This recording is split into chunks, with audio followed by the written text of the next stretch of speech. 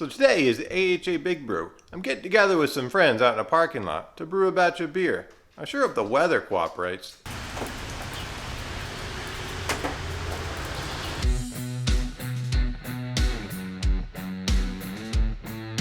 But the good thing is, it's not going to be a full brew day. I'm getting together with a group from HOWL, Homebrewers of Western Loudoun, for a wort share. So a local brewery, Barnhouse Brewing, made the wort. It's basically a pale ale. They're encouraging everybody to brew a different version of a pale ale. So that's what I'm going to do. I guess it was probably 2 years ago during the start of COVID. I called the local shop looking for some yeast to make a hazy IPA. They didn't have the first couple that I asked about, but they said, we have this Omega Tropical IPA. Well, it's been in my fridge for 2 years. I finally pulled it out, put it in a little starter, and hey, it seemed like it was alive. So I got a good amount of yeast out of that. I'm going to go ahead and make a starter with this and build it up enough for a full batch. I'm a little curious about using this yeast. I've never tried it before. So that's the first thing I need to do, make a starter. The next thing I do is need to weigh out my hops. So I have a couple miscellaneous packs of hops that I need to use up. So I'm going to go ahead and measure out those. Kind of a mix of some Mosaic, some Citra, probably some Cascade and Centennial. We'll see what we can come up with there. Then the third thing I need to do is gather up my equipment, load it in the back of my car so I can take it over there. Hopefully I have my stuff organized enough that I remember everything that I'm going to need. Luckily I don't have to do the mash today, so that saves some equipment. Well, let's get to it. So today I'm making a 1 liter starter. That means I have 1 liter of filtered tap water along with 100 grams of Pilsen Light dry malt extract. Also going to throw in 2 grams of yeast nutrient.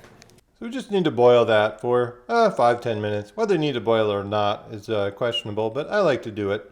Just need to chill this down to pitching temperatures. So I've got my chilled wort, I've got my sanitized container. I like the wide lid mouth jar just because I can pour it in without having to worry too much about using a funnel or something. Shake, shake, shake. Shake your starter. Go ahead and add our yeast. And just cover that up with some foil.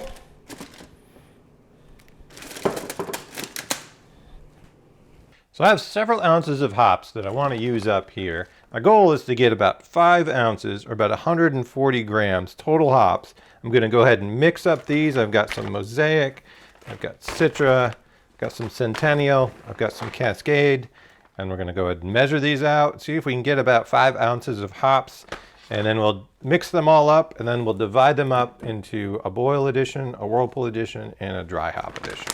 So let's get to that.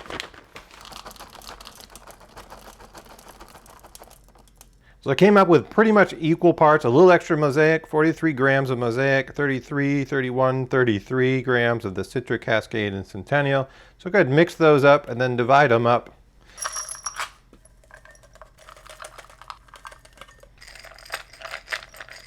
So there we are, we've got 1 ounce, about 28 grams for the boil, 2 ounces for a whirlpool edition, and then another 2 ounces for a dry hop edition. So I'll go ahead and stick this one in the freezer.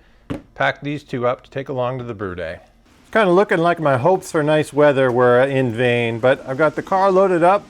Hopefully I've got the things that I need. Worst case is there's right next to a homebrew shop, Kettles and Grains in Leesburg, Virginia, or there's a bunch of homebrewers there hanging out in the parking lot. We'll have some extra equipment in case I need it, or maybe I'll have some extra equipment in case they need it.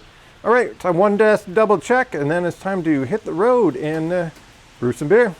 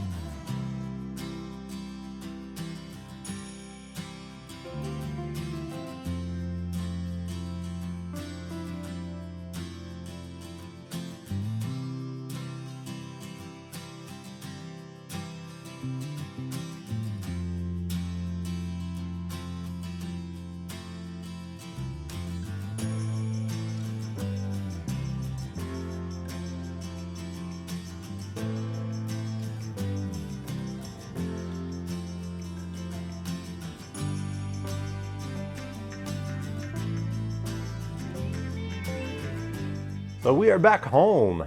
That is what the starter is looking like. I definitely see some activity. It's not rocking, maybe like I would like it to be, but I think it's good enough. I think we're gonna go ahead and pitch it. So right now the beer is at about 81 degrees. I'm gonna try to chill it down. 75, 78 is the range. I'm gonna hold it in. Trying to keep it in that temperature range. Sounds like this yeast likes to ferment pretty warm.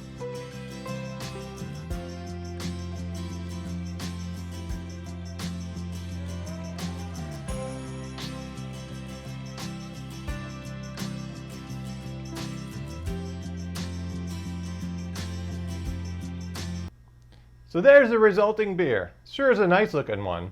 Hey, for those who are checking my channel, I'm trying to get out a video every 2 weeks. I haven't quite been keeping up with that. Part of it, summer's busy, part of it's procrastination. Another thing, I was just at Homebrew Con up in Pittsburgh.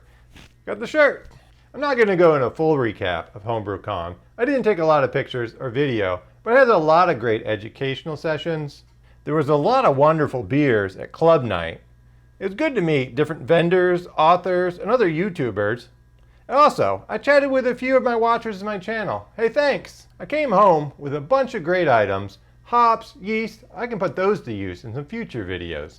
And when we're talking about Homebrew Con, and this is about the AHA Big Brew, let me give a shout out to the American Homebrewers Association. In my view, the AHA is a great organization, and the yearly membership definitely pays for itself with all the benefits. So if you're not a member of the AHA, I suggest you look into it. So even though I haven't been sticking to my schedule, I've got a lot of great content filmed that I need to edit and get it into videos, and I also have a lot of ideas for future videos. So make sure if you're into that, make sure you subscribe to the channel so you can check back. Well, let's check out this beer. How did it turn out? I'm not going to go too big into details just because it wasn't necessarily my original recipe. It was sort of something I put together, but it turned out to be a pretty nice beer. So the goal of this one was for a pale ale. The original gravity came in on target, 1053. That's a good original gravity for a pale ale. The final gravity though, with that 92% attenuation, dropped it down to 1004. That gave me an ABV of 6.5%. That's a little higher than I was looking for. So what's my overall impression of the beer? The appearance, it's a wonderful looking beer, just a nice light golden color. It's dropped clear, it's been in the keg for about a month. As far as aroma, it's got some nice citrus aroma, a little bit of floral. It's that nice classic American pale ale IPA kind of aroma that you would look for. And you'd probably expect given the hop combination that was used. Let's go in for a taste.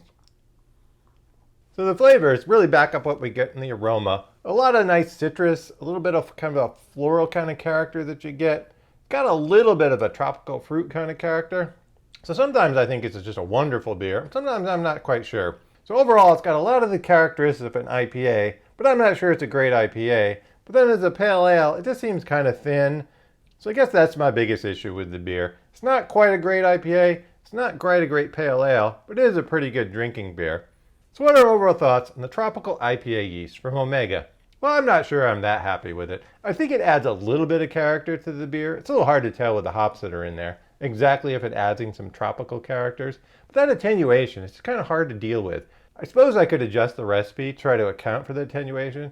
Or maybe if I just wanted kind of a light drinking beer that had a good amount of alcohol in it, it would be a good choice. I think that same yeast strain is used in some blends for New England IPAs. It might be good in that kind of situation. But in my case, using that yeast again is probably not high on my list. What about you? Have you used that strain or the White Labs equivalent? If you have, let me know what your experience has been. Is there something you would have done different using that yeast? Well, like I said, I've got lots of great content planned. And if you're not subscribed to the channel, go ahead and click that subscribe so you get notifications of my future content. And while you're doing that, click the like button. Leave me a comment too. And hopefully this information will help you build great beers. Cheers!